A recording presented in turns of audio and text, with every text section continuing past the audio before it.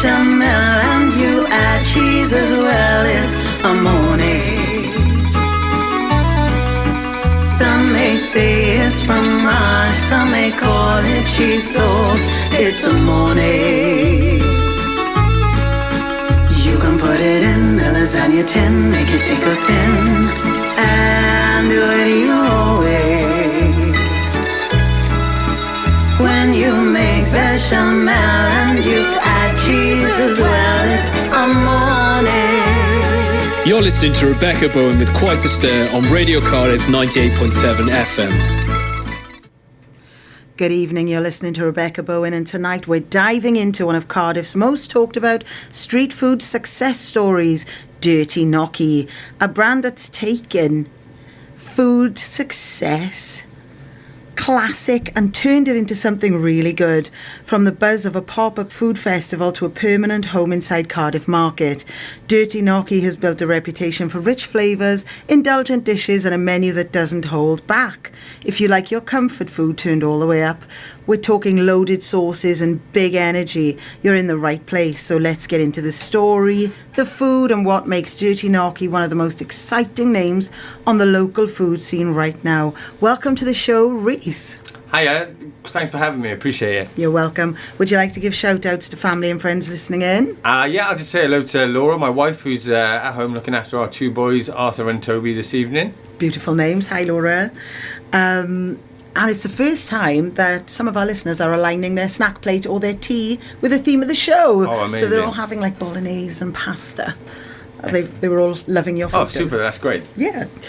So take us right back. You know, you both previously worked in restaurant kitchens. You've taken that experience and capitalised on it by branching out on your own, doing pop-ups. You created a loyal following, which enabled you to have a permanent spot, which is fantastic. And fried gnocchi is fast to cook. It holds up well in a busy market setting, and it works with rich toppings like beef ragu, which makes it ideal for high-volume street food service. But I believe what gives you something distinctive is your cheese wheel pasta. It really stands out visually and on social media. That giant Grana Padano cheese wheel pasta especially became a signature draw. Where did Dirty Gnocchi actually begin, and what made you think gnocchi was the right move for you? So we originally had a restaurant back in 2014, 2015, up until about 2020.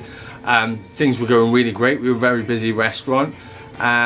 Just before the pandemic hit, so what was that, 2019, 2020? Yes, something like that. We decided to launch like a modern Italian restaurant. And we set that up to open sort of beginning of 2020, just before lockdown, whenever that was anyway. Yeah. Basically, 3 weeks into opening, lockdown.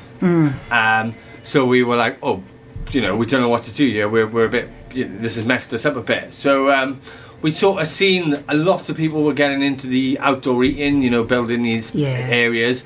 So I just decided one day to drive up to Swindon and come back with this converted horse box. Okay. And we put it in our we had a little beer garden at our restaurant. We put it in there and we thought, right, let's do Italian street food. So we were looking through the menu's idea, how can we translate our restaurant food to street food? And we'd actually ordered a got beef, and we were eating dirty fries. And we were like, these dirty fries are amazing. Yeah. Could we deep fry gnocchi, add a load of bacon and toppings, and kind of had dirty gnocchi for dirty fries? Lush. So next time we went into work, we tried it, and all the staff loved it, and we thought, wow, this is a great idea. So straight off then we sort of thought, right, that could be the name of the business. We put it on the food truck, and we launched then. The cheese wheel, we'd been to Italy the year before, and we'd seen it in Italy, and we just thought that was we were thinking of incorporating that into the restaurant anyway. Okay. And thought, wow, wouldn't that be great at a festival? A great sort of thing you could see and niche draw gimmick, you in like a niche. So that's basically how that came about. Beautiful, and you're both very skilled. it's Dirty Gnocchi started in the street food scene then. What was that first event like for you? Chaos or instant success? So we had a little trial run out at the back of the restaurant. I've been a chef 20 years. Laura's front of house, so she dealt with all the front of house stuff. Yeah. Did all the menus. We invited a load of our regular customers, filled the garden. I think at the point that time it was still outdoor eating. Yes. So we had a little tester. That was fine. Our first real event was Depot. When they were just opposite you guys, actually, your location where we are now. That day I was frying all this gnocchi trying to get ready, and I went out to answer the phone, and I came back and the wall was just on fire. Oh. And these 2 fires had gone up, the wall's on fire, so I managed to get this fire out. It's all fine. Turn round, environmental health walking. Oh. So I think we ended up having not the worst score, but we had an average score. We ended up having to get rescored. I think we came out with a 3 or something. So that's still good considering. We appealed it in the end, and we got them to come out and do it. Yeah. But yeah, so it was a great start. We get to Depot then with the trailer. We can't. Takes us half an hour to get the trailer through the doors because it was in the warehouse bit. And then we just because it was our first event, we just kept tripping everybody's electric out.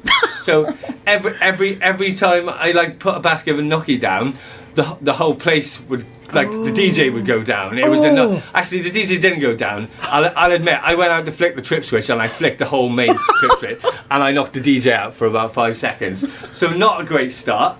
And then end of the day, I'm lifting up the dirty hot oil. And I decided to drop the whole oil on the floor and burn myself. Yeah, that was a great start. But we were busy, and people loved it, and they did have us back. So happy days. Yeah, chaos that became a hit rather than a smooth launch. Exactly. Then. Yeah. 2 chefs jumping into the street food circuit with a specific idea: fried gnocchi covered in filthy amounts of cheese and sauce. It's a no-brainer. I bet the DJ didn't think so, though.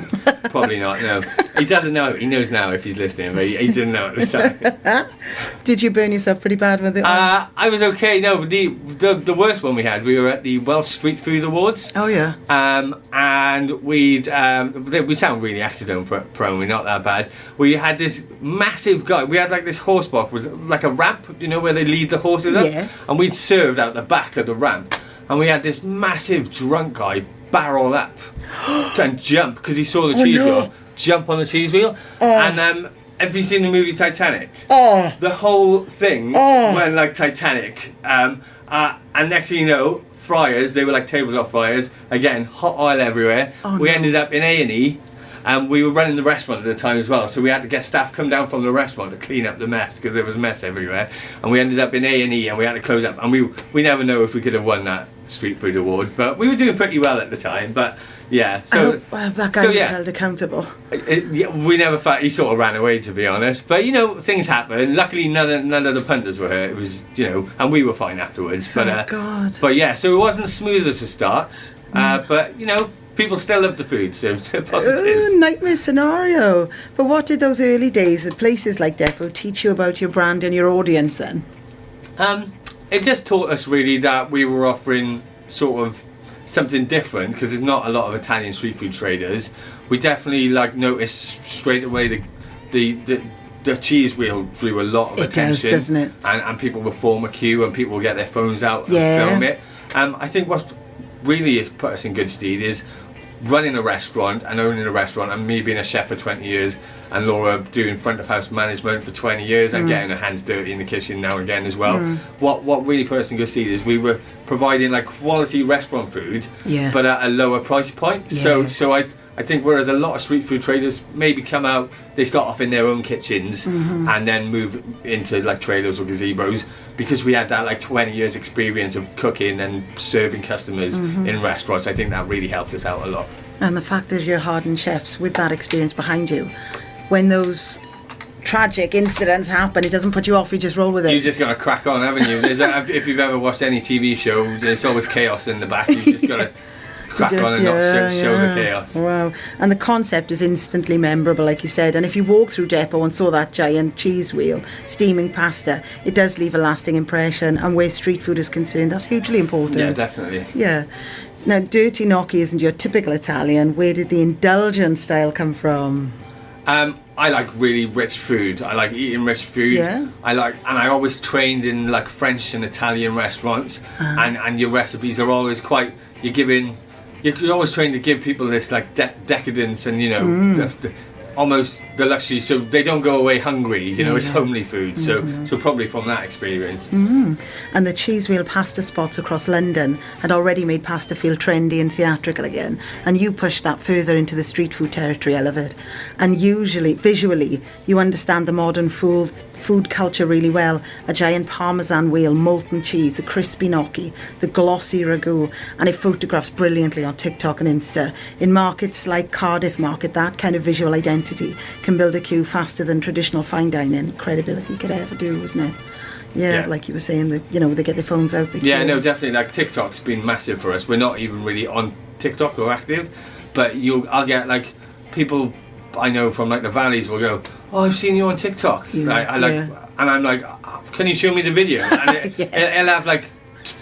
We had one video. We had like 600,000 views. We didn't even know it existed. Do you know what I mean? It's just so good. Yeah, that's true. When did you realise that people weren't just trying it; they were coming back for it? Oh, I think we got a lot of office-based people in Cardiff. Yeah. So you get the same regulars week in, week out, and we are sort of constantly every day. We don't have a quiet day. No. We've been what 3 years in the market, and we're very lucky. We haven't had a really quiet day ever. I touch wood. But so we kind of knew after about a year in Cardiff Market. Like I said, we started in Newport Market. That was a good place to get our feet.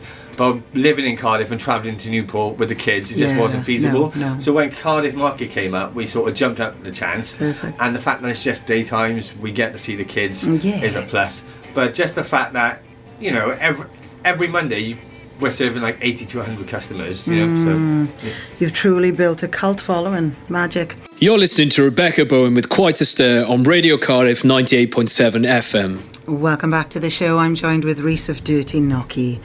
Was there a turning point dish that really blew things up? You got me a deep-fried Welsh rarebit ravioli. Wow, genius.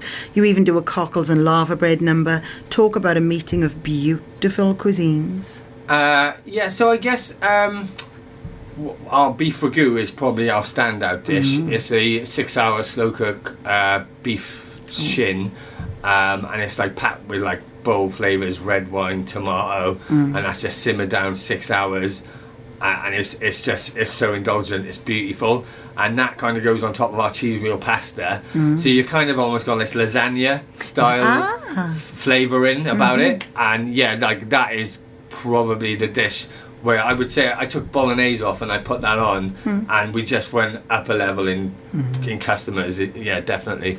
It sounds incredible, but the Welsh rarebit already has everything. Street food loves mustard, ale, melted cheese, toast level comfort, and turning that into ravioli and deep frying it is basically taking pub food logic and applying pasta technique to it. There's no room for guesswork here. You have to know your craft. The foundations of proper pasta technique, balanced sauces like you were just talking about, decent ingredient knowledge and understanding texture, and that's why it lasts beyond just Instagram hype. And I love how very talented chefs like yourself and others like Jamie O'Leary, ex-sous chef of the Hardwick, are making really great food accessible and affordable. Thank you. You've become one of the signature names associated with the rebirth of Cardiff Market as an actual food destination rather than just an old market hall. Nicely done. Yeah, the ragu sounds lush though. I'm starving now. How long did it take you to become something people actively seek out? I would say we were very lucky. So we had the exposure from the restaurant already. Yeah. Because we were in COVID, people really didn't have anywhere else to go except for street food. So we did like Corporation Yard and places like that. So that really helped us sort of accelerate our brand awareness. I would say it probably took us a year in Cardiff Market to get to like the level we're at now, which is very, very good, very busy. But a year and a half, I'd say. Ah, okay. And your food photographs brilliantly. The name is memorable. The concept is distinctive in Wales. Post-lockdown crowds are actively hunting independent food experiences. And Cardiff's food scene is tight-knit enough that word spreads fast when something genuinely different appears. And importantly, you didn't just become popular, you became the place your friend drags you to. You know, with dishes like deep-fried Welsh rarebit, ravioli. I just love the sound of that.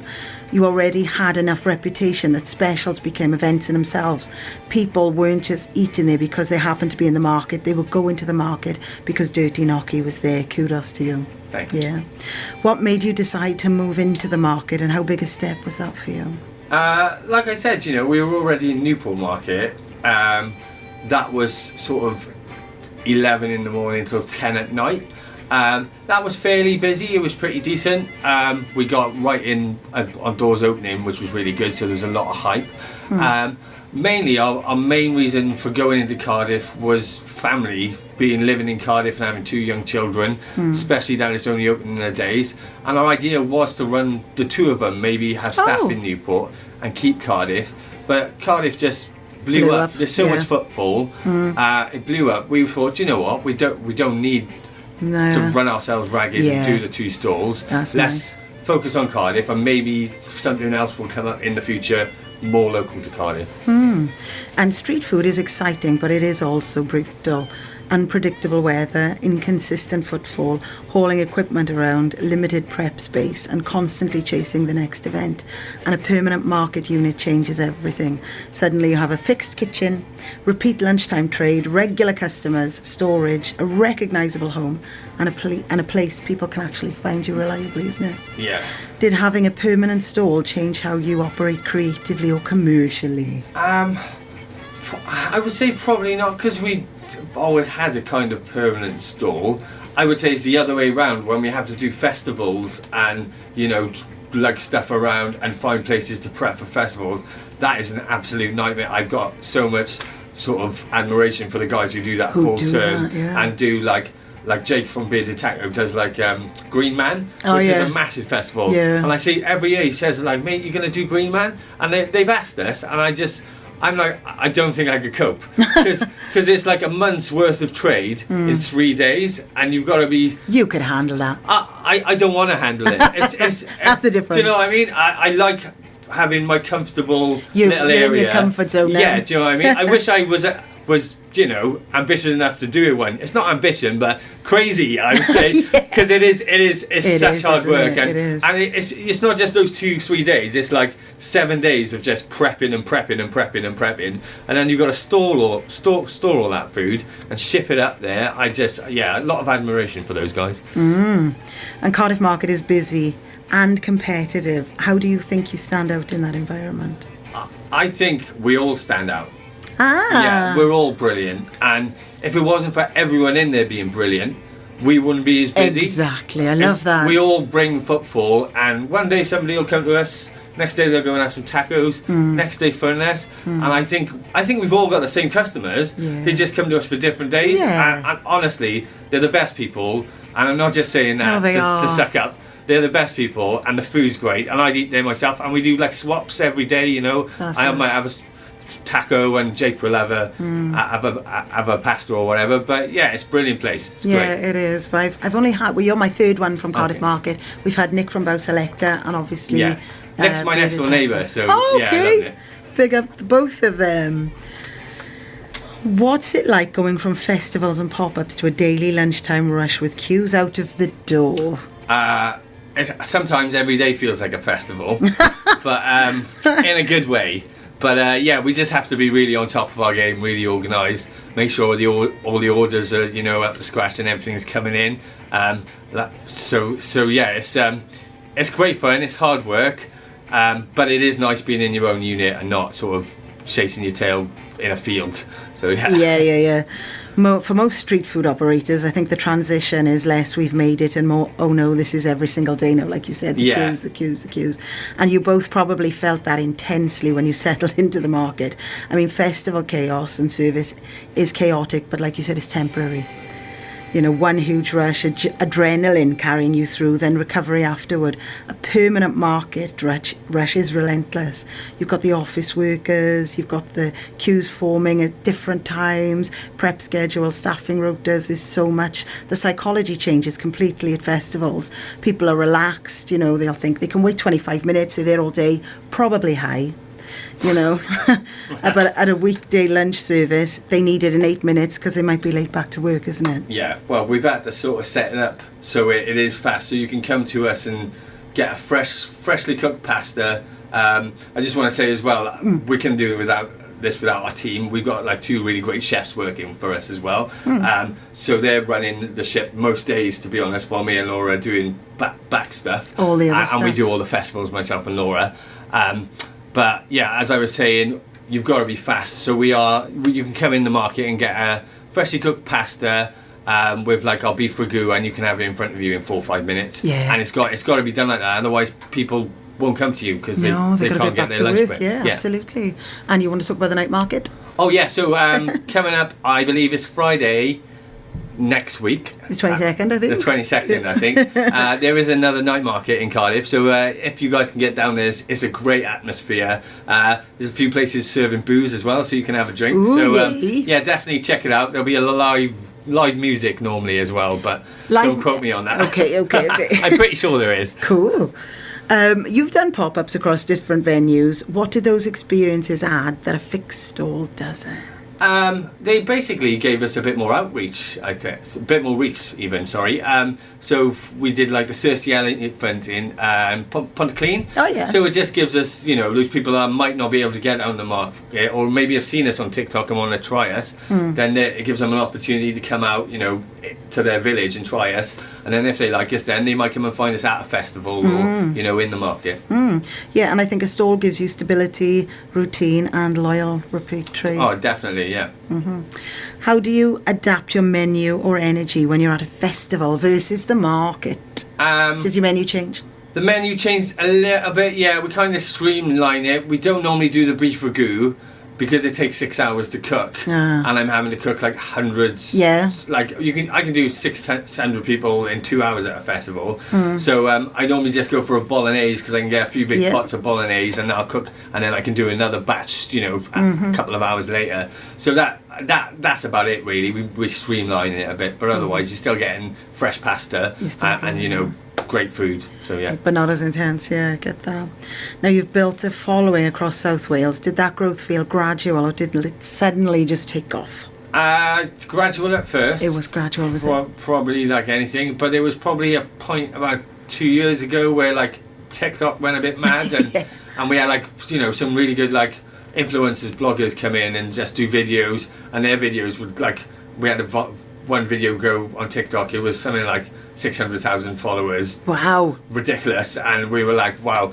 And just, random people would come in and say, oh, I've seen you on TikTok. And it's like, we're not even up. We've made a TikTok now. We don't really post much on it. But we were like, we're not even on TikTok. But that was probably about 2 years ago where that definitely, it sort of just took next on. level.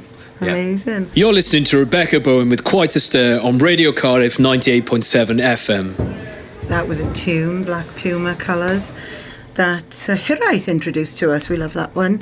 Welcome back to the show. We are joined with Rhys of Dirty Gnocchi. Loving the show, thank you. You didn't realise he was aired live, did you? I didn't. I thought we were on a podcast. I just told everyone to turn the radio on at home. Oh, bless you. What's been your most memorable pop-up moment so far? So memorable, obviously the depot and the food awards where our van tipped over and which tipped the oil. But probably just opening our own stall on our first day opening our stall, to be honest. Our first day in the pandemic on our food truck. That was, really memorable. But just and do you know what? I mentioned the night market earlier. We did a City of Arcades pop-up last year, and we served like 600 people. It was just insane. So that's amazing to be in your market stall and having all these people coming in and DJs on and the lights flashing. Just brilliant vibe, brilliant atmosphere. So the night markets are definitely they're honestly, just if you can get to it, get out. Yeah, absolutely. Now that you're a Cardiff market favourite, what does success actually look like? Is the pressure off? The pressure's never off, especially in this sort of climate where just food prices are going through the roof. I know. Just kind of to manage. I've always been. I want people to come in for lunch and have a meal and a drink for a tenner or less. Like ideally under a tenner, and it's getting so much harder to do now. Isn't it though? It's a nightmare. So like prices. I get letters from my suppliers, every couple of months. Oh, this is going up, and it's like you really don't want to put your prices up, but the pressure's always on, and I think in any business, it could be busy one week. You don't know what next week's going to bring. So yeah, I'd say the pressure's always on for a small business owner. But whereas you're in your comfort zone, do you think you would be forced to step into that festival for them 3 days, maybe? Well, we still do it. So we're doing Depot at the Castle now, all of June. Okay. Like I said, we do smaller food festivals. So we do St Fagans Food Festival. Oh, okay. And we're doing Tafel. Yeah. Oh, lovely, because you do speak Welsh. Yeah, and we're doing Pride as well in the Castle this year. Oh, amazing. And we do Pontypridd Food Festival. So we do those. If I'm being honest, they just sort of pay our tax bill, which is nice. Excellent, yeah. But yeah, we do those. So, but if it did all go, up in the air tomorrow, then we definitely have. We've got our vans, so we definitely jump in and do a lot more festivals. Yeah. But we are looking at maybe a second site at some point in the future. What that looks like, we don't know, because we love owning a restaurant, but again, this current climate, it costs us so out of control. We are kind of waiting to see if there's going to be a bit of a sweet spot before we do that. And what location? Because you've got good sheds in Barry, you've got the Albert Hall in Swansea. Yeah. You've already been to Newport Market. Yeah, we were in Newport, so we'd probably be looking at doing some more standalone if we do something like our old restaurant. Oh! Maybe a mix of street food, an in-between soft spot of restaurant food and street food. But not quite restaurant, not quite street food, a kind of luxury street food.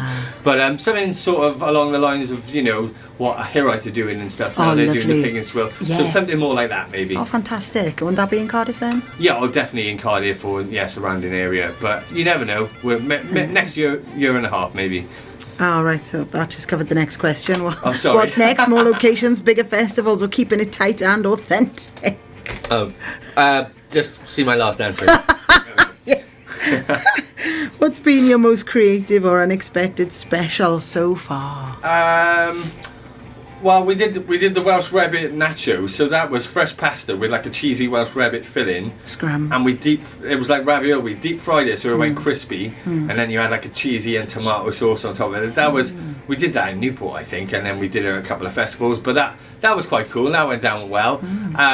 And we did a cockles and lava bread. How popular is that? Because that's... So we did it for St David's Day, but what we did, we got whole ravioli, cockles, lava bread and bacon, and then in the ravioli we put an egg yolk. Ooh. So when you cut open, the egg yolk went in, that was your sauce essentially. That's skill, that is. So that was fun. We didn't do loads of them because they were pain to make, but yeah, we did about 20 for them on a St David's Day, so they went down really well. They went down really well, yeah. Something I'd like to put on the menu, but they go down well. I think people love bacon, don't they? So you put bacon with anything, cockles, beer, whatever.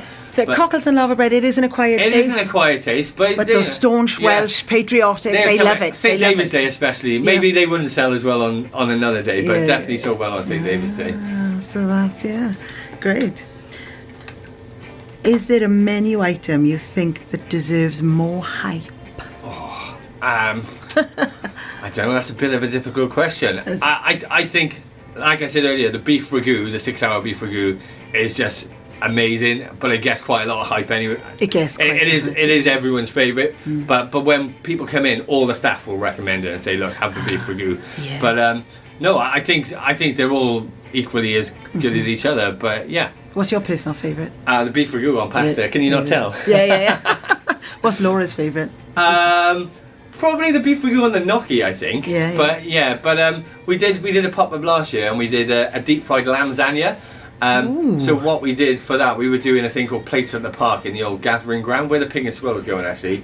And what I did for that is I made a lasagna with a slow cooked lamb ragu, and then we sort of layered that up. I let it set. I cut it into little bricks, and then I breadcrumbed it and deep fried it. Wow. And that was a showstopper, that was. But again, Yeah. because we're in Cardiff, this is why we are looking maybe eventually to do something else. Because Yeah. I can't physically make that in Cardiff Market, because, you know, it's a tiny little Yeah, space. yeah. But, yeah, that was definitely one of the standout dishes of last year, I'd say.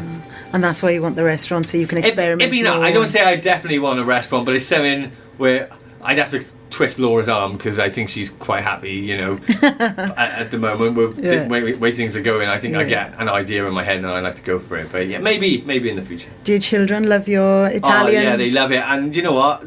I teach them that we've got a pasta machine at home, and they know how to make fresh pasta.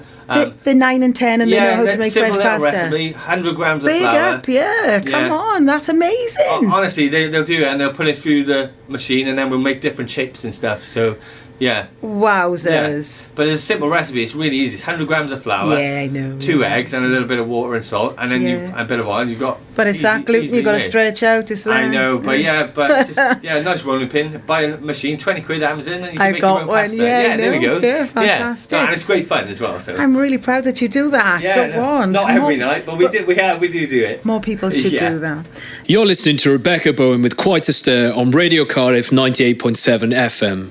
Welcome back to the show. I'm joined with Reese of Dirty Gnocchi. Loving the show. Thank you so much for taking the time to come No worries. in. Now then, what ingredients do you refuse to compromise on? We definitely try and go for a lot of local, try and keep it in Cardiff Market. Yeah. So we always use the butchers in Cardiff Market for our beef and bacon and stuff. Oh, lovely. And then we use the veg stall, and then if I do a special, I'll go to Ashton's, and I get my cockles, for example, from Ashton's. So lovely. just trying to keep it local. Obviously, a lot of our ingredients we have to buy from Italy, because we are an Yeah. Italian. So yeah, just keeping it authentic really, and not buying anything cheap. The best tin tomatoes and things like that. It makes a difference, doesn't Definitely. it? Surprising. Do you offer any desserts? We don't at the moment. We did do a deep fried Nutella gnocchi. Oh, yummy. But unfortunately, we're such a small unit, keeping like the nuts away from the fryer, and even Yeah. just trying to plug an extra fryer in just makes the electrics blow out, because it's such a tiny unit. okay. So we did for a bit. Again, if we could get a bigger space, we would sort of look down the desserts. Yeah, and maybe do some sort of twist on a tiramisu or something as well, possibly in the future. Tiramisu. Fantastic. What is your death row meal? Well, it's obviously the beef ragu on You can have cheese everyone wheel coming in pasta. for that now. But if they couldn't get hold of that, I'd probably just say chocolate fudge cake. Oh, yummy. I have to agree with you. Yeah, and that was Dirty Gnocchi, bringing big flavours, big energy, and a fresh twist to Cardiff's food scene. From street food pop-ups to a go-to spot in Cardiff Market, it's clear they've carved out something really special. And if you haven't tried them yet, this might be your sign. And if you have, you know exactly why people keep going back for more. Thank you. You've been Thank amazing. you very much for having me. Are you welcome? Cheers. We're going to leave you with Narcos and Tuyo Sera.